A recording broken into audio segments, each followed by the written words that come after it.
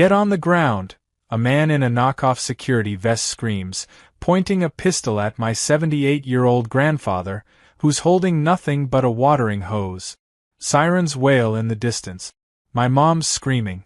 And just as fake cop Ken realizes he's made a huge mistake, 2 black SUVs screech to a halt, and out steps my uncle's FBI unit, guns drawn, ready for war.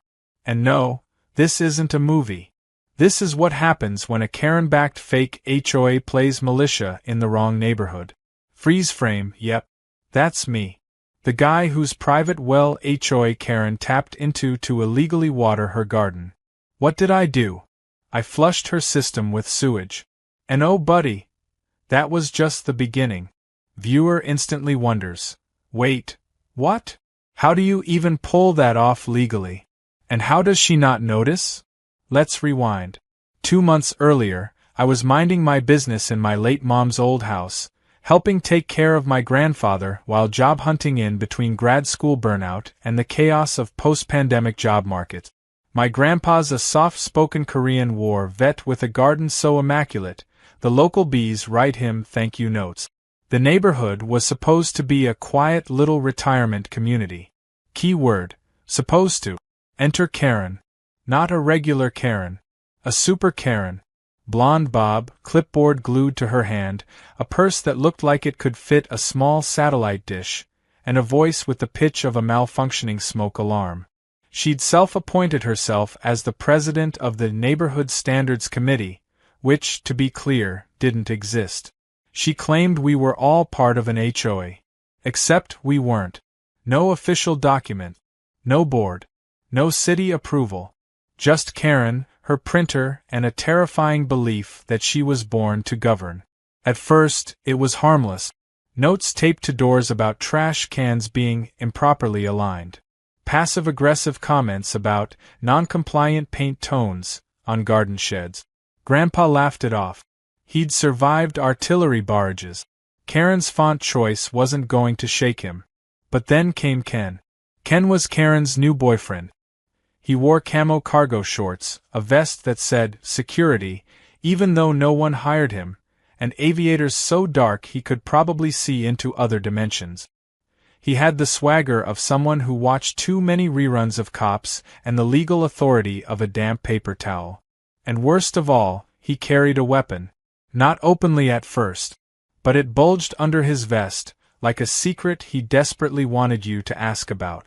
The first time I met Ken, he was walking through the neighborhood barking orders into a walkie-talkie. Alone. Talking to no one. I was trimming the hedges. He stopped, squinted at me like I'd just declared war on his lawn, and asked, "Do you have a permit for that tool?" I blinked. "You mean the hedge clippers?" He nodded like I'd just confirmed his darkest suspicions. Manual cutting tools can pose a safety risk if improperly maintained. HOA regs require annual inspection. "What HOA?" I asked. He leaned in and whispered like he was letting me in on a conspiracy. "It's real. Just not everyone's aware yet." I went inside and laughed for 5 solid minutes. Grandpa didn't. He just looked out the window and said, "Guys like him don't stay funny forever." He was right. The next week, we got our first official notice of violation.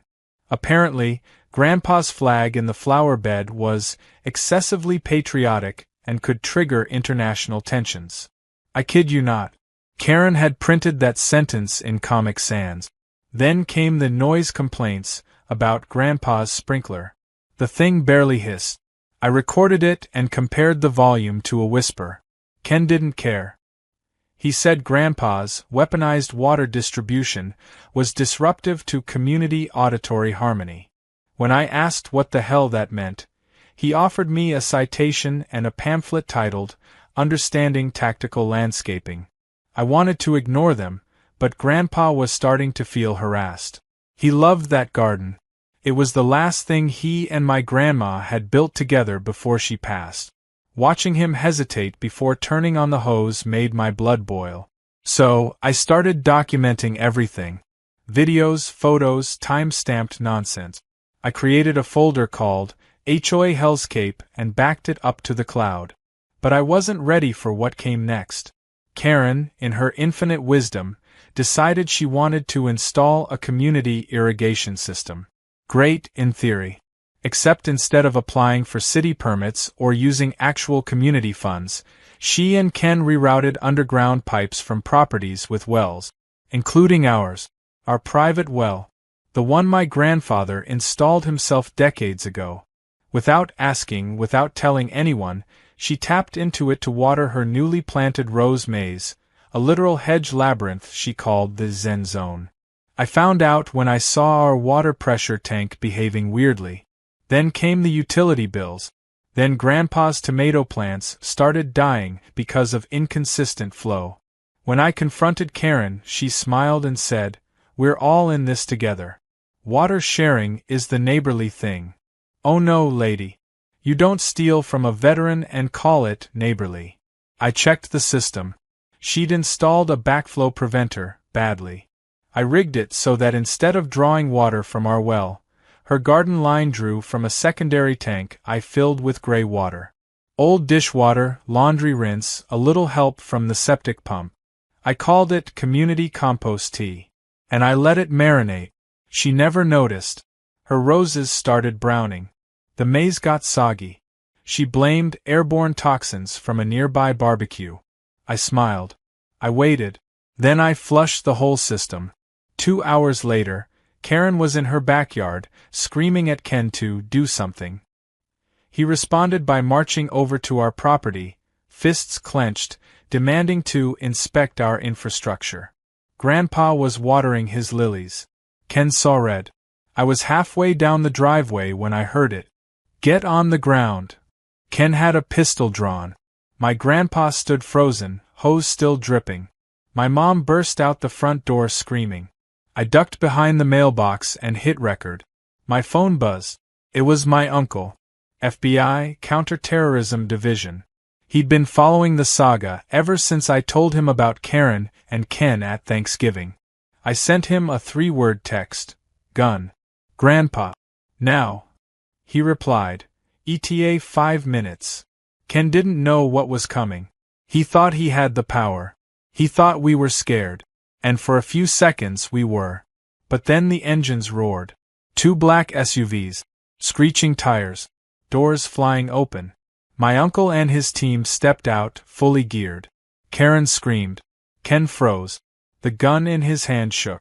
And just as they ordered him to drop it, I saw the garden hose slither down from Grandpa's grip, and hit Ken right in the shin with a final splash. You want to know what poetic justice tastes like? It tastes a lot like swamp water. But just when I thought the show was over, one of the FBI agents pulled out a folder, looked at Karen, and said, "Ma'am, you're under investigation too. And it's not just about the water." Wait, what? Everyone always thinks the story ends when the bad guy gets tackled, cuffed, and shoved into the back of an FBI vehicle. Neighbors clapped. Karen screamed. Grandpa got a cup of lemonade and the paramedics checked his blood pressure. But the truth? That was just the opening act. Because while Ken sat pouting in the back of a federal SUV like a toddler denied ice cream, the agents weren't packing up and leaving. No, they were just getting started. One of them opened a thick folder, flipped through a few pages, and turned to Karen with the kind of calm, surgical politeness that only makes you more terrified. He asked, "Ma'am, can we speak to you about your financial activities related to the Homeowners Association?" Karen blinked like she'd just been slapped with a fish. "What financial activities?" she asked, her voice already climbing the scale toward operatic levels of panic. The agent didn't smile, didn't blink. He simply responded, "We have records of monetary exchanges, unregistered dues collections, and potentially fraudulent documentation. We'd like to clarify a few things." And just like that, the queen of the fake HOA was suddenly the main character in a federal interrogation. I'll admit, I wasn't expecting the FBI to take that left turn. I figured they'd arrest Ken, maybe take his toy gun, and give Karen a fine for pretending her printer gave her legal authority. But apparently, when you run around collecting thousands in fake dues, threaten seniors into handing over their pension cash, and falsify government-style documents, you trip a whole different set of legal wires. And Karen had tripped all of them with the grace of a drunk giraffe. The investigation kicked off on the front lawn, right in front of her rose maze. Which, by the way, had started to rot. Literally. The entire center of it had turned into a muddy swamp of sewage water-fed root rot, and the smell?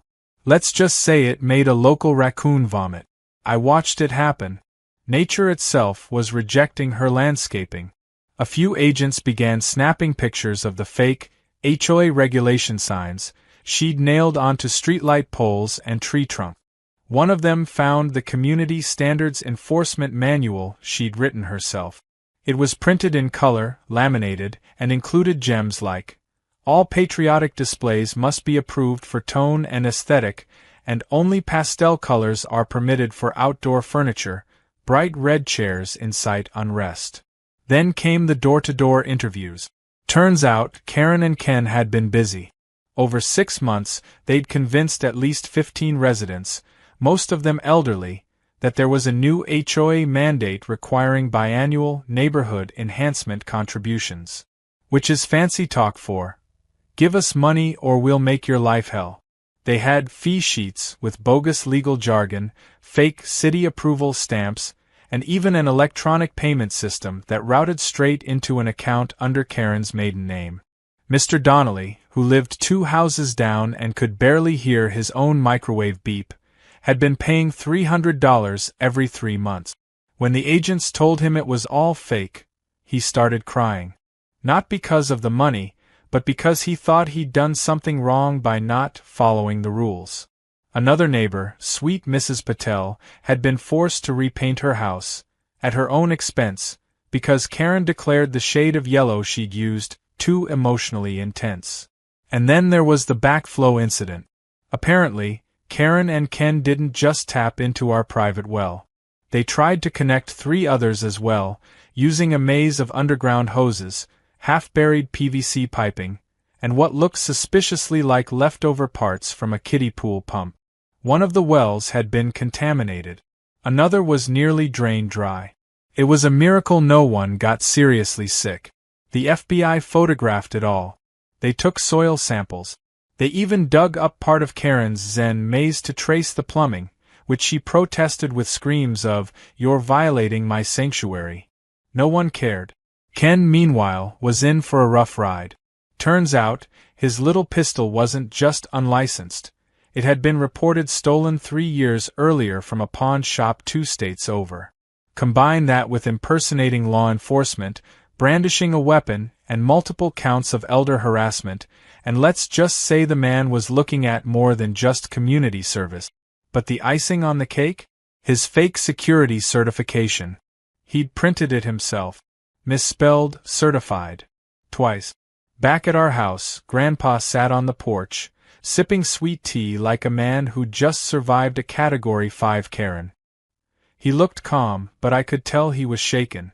Not by Ken, not even by the gun, but by the sheer gall of someone who could walk into a peaceful community and twist it into a neighborhood dictatorship overnight. He kept shaking his head, muttering, "All that noise over a hose." That night, I uploaded the footage. Not just of Ken pulling the gun, but of the whole saga.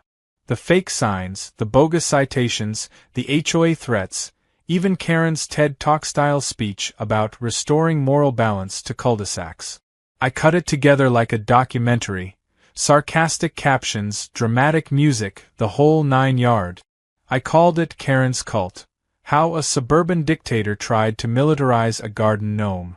By morning, it had 50,000 views. By noon, 200,000. Local news called. Then a national news blog picked it up.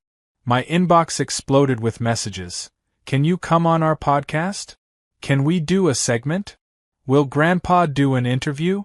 Grandpa said no to all of them, but he did let me record him saying one sentence. "I just wanted to water my lilies." That clip went viral. But just when I thought everything was winding down, Ken locked up, Karen facing charges, the neighborhood breathing again, I opened the mailbox and found a letter. Not typed. Handwritten.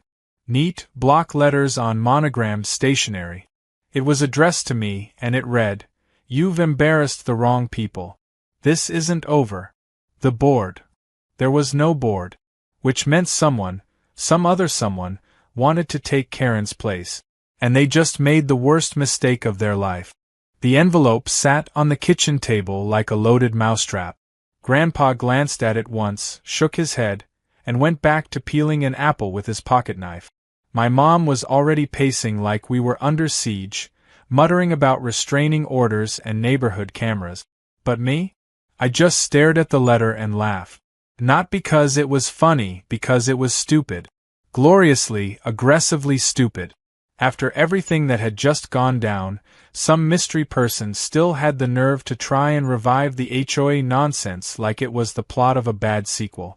You'd think Karen getting exposed to 500,000 people online, and Ken being hauled away by actual federal agents, would be enough to put that particular delusion to bed.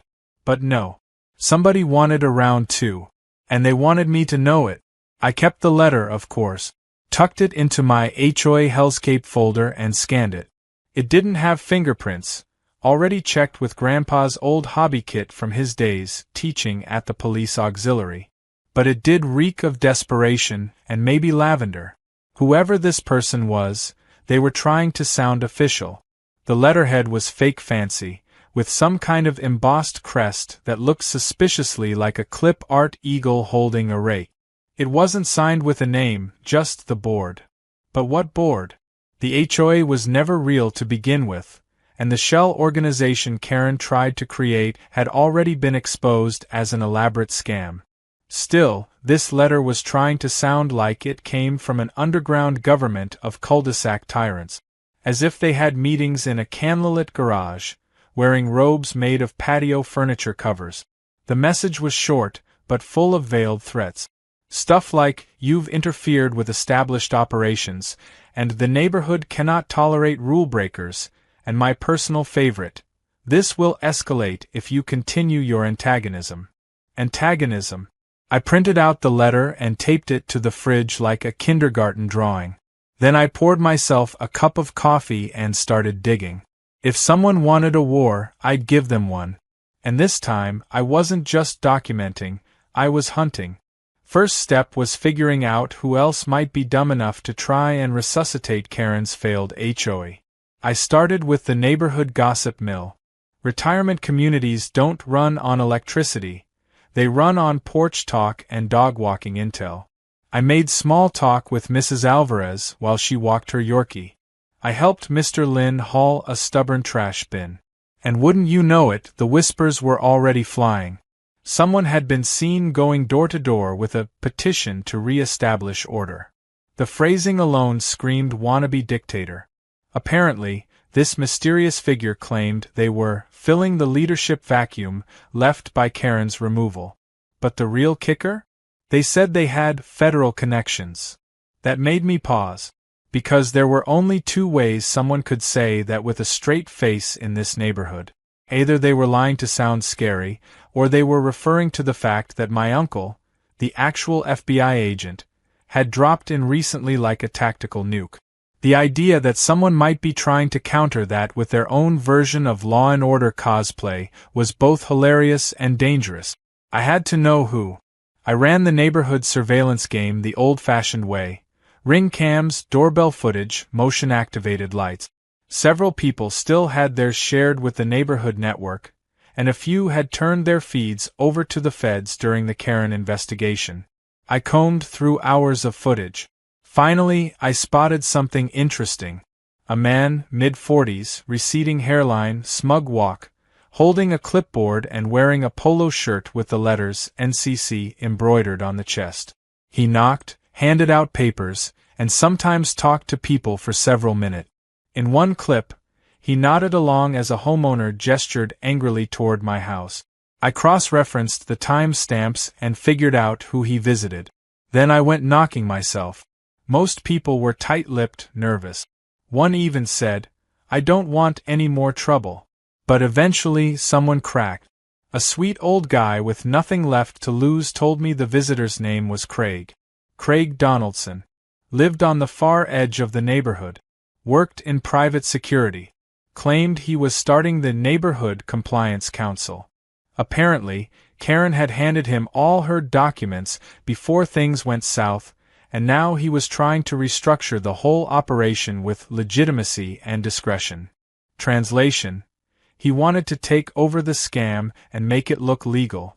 I paid Craig a visit. Not to confront him. Not yet. Just to see the operation. His house was what you'd expect from a man with delusions of authority. Flags, surveillance signs, and a custom doormat that said, "Respect my rules or leave." I dropped a flyer in his mailbox, one I made myself. It read, "Fake HOAs are illegal. Ask your lawyer before pretending to be the law." I made sure to sign it, FBI family. Because if he wanted to throw around federal connections, I was happy to match the energy. But Craig wasn't just posturing. He started mailing out NCC bulletins to the entire neighborhood. Demands disguised as memos. Compliance check reminders, voluntary noise surveys, and even a Schedule 4 patio aesthetic evaluations. It was HOA Karen all over again, except now with a guy who probably narrated his own life like a Tom Clancy novel. The turning point came when Grandpa received a letter demanding he remove his American flag garden stone. Not even the actual flag, the garden stone. According to the notice, it violated visual uniformity expectations. Grandpa stared at it for 10 seconds, then picked up the phone and called my uncle. I don't know what was said, but the next morning Craig's mailbox mysteriously disappeared. One minute it was there, the next, just a pile of shattered plastic and a single piece of duct tape with the word, "Nope," scrawled across it. A warning? A joke? Possibly both. But Craig didn't back down. He escalated. One evening, Grandpa went to turn on the garden lights, and the entire circuit fried, melted from the inside out. An electrician later confirmed someone had tampered with the wiring. Dangerous, stupid, illegal. But also predictable. That night, I set up cameras. Not just outside but disguised ones. Trail cams, motion detectors, battery-powered sensors. And I waited. 4 days later, I caught him. Craig, sneaking into our backyard at 2 in the morning with a flashlight and what looked like a measuring tape. He was photographing our fence. I watched him through the monitor in stunned silence. Not because I was afraid, but because the man had just stepped into the exact same trap Ken had. He thought he was untouchable, that no one would stand up to his little dictatorship. So I called my uncle, again. And this time, we weren't just going to arrest a fake cop. We were going to dismantle a whole shadow government. And Craig had no idea that the next knock on his door wouldn't be me. It would be federal. Craig's house looked like a suburban bunker. The hedges were trimmed into geometric shapes, the driveway pressure washed to within an inch of its life, and the front porch had a motion-activated speaker that chirped "Welcome to the NCC Command Center" every time someone stepped near it. He had completely leaned into the role of neighborhood overlord, the same way a kid wears a Batman cape and starts issuing citations to stuffed animals. Except this guy wasn't 5. He was 46, divorced twice, and about to learn the hard way what happens when you pretend to be a little god in a neighborhood full of people who've had enough. When the agents came, they didn't come in sirens blazing. It was calm, quiet, surgical. 2 plain black vehicles, 4 people in clean suits, no showy weapons or dramatic shouting. Craig opened the door wearing a headset and holding a clipboard, like he was in the middle of managing a war game. His expression went from smug to scrambled in about 2 seconds. My uncle stepped forward and handed him a folder. It wasn't an arrest warrant, not yet. Just a notice of investigation regarding harassment, impersonation of a municipal officer, and possible fraud. Craig tried to argue. Tried to ask if this was some First Amendment issue. One of the agents replied, "No, sir, this is a you lied to old people and committed wire fraud issue." I stood across the street with Grandpa, watching it unfold like the season finale of a show we didn't even know we were starring in. Grandpa just sipped his tea and muttered, takes a special kind of fool to pick up a cursed crown. Because that's exactly what Karen's fake HOA had become. A cursed crown, passed from one delusional control freak to another, each convinced they could wield it better, smarter, more discreetly. And each one underestimating how loud a retired veteran's hose can be when paired with the right kind of petty vengeance. The real nail in Craig's coffin came from within. A neighbor, quiet, polite Mr. Branson, who'd been one of the first to sign Craig's neighborhood order petition, turned whistleblower. Apparently, he'd felt guilty after realizing Craig had been collecting compliance fees in the form of prepaid Visa gift cards. The justification? Untraceable contributions maintain the sanctity of the order. That was an actual sentence in one of Craig's NCC newsletters. He'd also drafted a charter for mandatory visual cohesion that included fines for Halloween decorations, garden gnomes, and lawn chairs in primary colors. Branson turned over everything: emails, recorded conversations, and the internal NCC spreadsheet labeled non-compliance fines, projected revenue. It didn't take long after that. Craig wasn't arrested on the spot, but the walls closed in fast. Cease and desist orders were issued. Residents were informed that any further contact from the NCC should be reported to federal authorities. A formal report was compiled for the county, and multiple fraud charges were being considered. But what really crushed Craig wasn't the law. It was the neighborhood turning on him. Within days, a dozen houses hung flags, garden signs, and Halloween skeletons. One guy painted his mailbox neon green and installed a small speaker that played circus music whenever anyone opened it. Someone else put a pink flamingo on Craig's lawn with a tiny sign that read, "Free Bird, HOA Survivor." Even the people who had previously stayed quiet started joining in, emboldened by the fall of two petty tyrants in 1 month. Grandpa didn't say much. He just went to the garage, built a new planter box, and carved the words "Liberty Grows Here" into the side. We set it right in the middle of the lawn, surrounded it with flowers, and installed a little solar spotlight to keep it lit at night. It became something of a neighborhood symbol. People would walk by, nod, take pictures. Kids left little painted rocks around it with smiley faces and freedom slogans. One day, someone left a tiny plastic eagle with sunglasses. I kept that one. But it didn't end there. A letter arrived from the city. Not a threat, for once, a commendation. Apparently, the footage of the HOA takedown, paired with my video, had reached some local officials who'd been fighting fraudulent HOAs for years. They were impressed by the evidence, the composure, and, surprisingly, the editing. They offered to use our story as a case study for training municipal enforcement officers on how to detect and dismantle predatory neighborhood schemes. Grandpa blinked when I read it to him, then said, "So we're a teaching tool now?" and laughed so hard he nearly spilled his iced tea.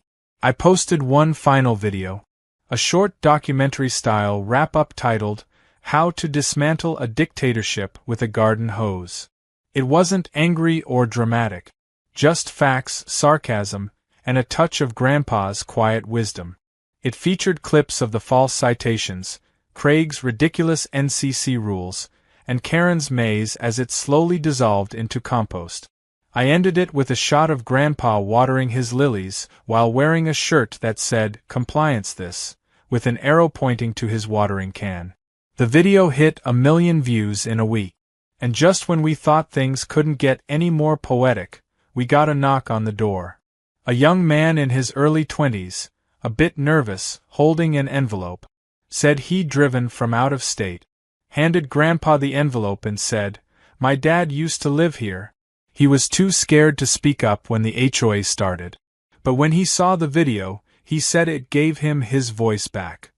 Grandpa opened the envelope.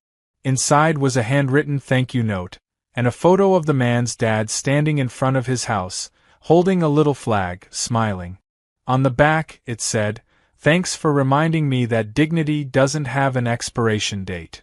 Grandpa didn't cry. He just nodded, said, "That's worth more than any medal," and invited the young man in for pie. That's the kind of man he is. doesn't seek revenge. Just doesn't let bullies win. The neighborhood hasn't tried to restart any HOA nonsense since. The fake signs are gone. The intimidation has vanished. The garden's still growing brighter than ever. Every Sunday, a small group gathers by Grandpa's porch with lemonade, lawn chairs, and stories. They call it Liberty Hour. It's not official. There's no president, no dues, no rules. Just people, neighbors, community. And if you listen closely, sometimes you'll still hear that garden hose turn on in the evening.